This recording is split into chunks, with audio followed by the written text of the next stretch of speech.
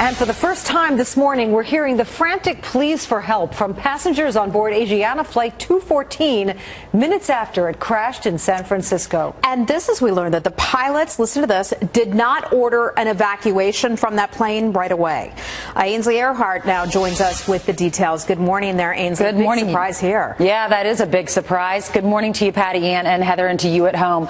More than 300 people escaped the burning plane, fleeing onto that runway after a terrifying crash landing. And as Heather was saying this morning, we're hearing the 911 calls from passengers desperate for more medics to help the injured. 911 emergency, what are you reporting? There's been a crash at San Francisco Airport. There are people injured on the tarmac, seriously injured. There's no ambulances. Ma'am, were you on the plane, ma'am? Yes, I was on the plane. We've been on the ground, I don't know, 20 minutes to a half hour. There are people laying on the tarmac with critical injuries, head injuries. We're almost losing a woman here. We're trying to keep her alive.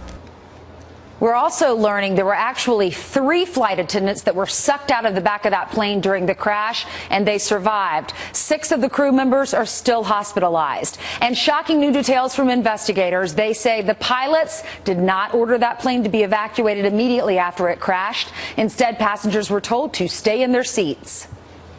We talked about that in order to get certified, an aircraft manufacturer has to show that a fully loaded aircraft can be fully evacuated within 90 seconds.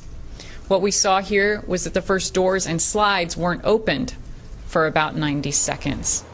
The evacuation started after a flight attendant saw some flames coming out of the plane, then told people to get out. And new information from the pilot interviews, the flying pilot reported being blinded temporarily by a bright light during that landing. The NTSB says it is unclear what that light was. They will continue to investigate. Back to you, Patty Ann and Heather. All right, Ainsley, thank you so much. Well,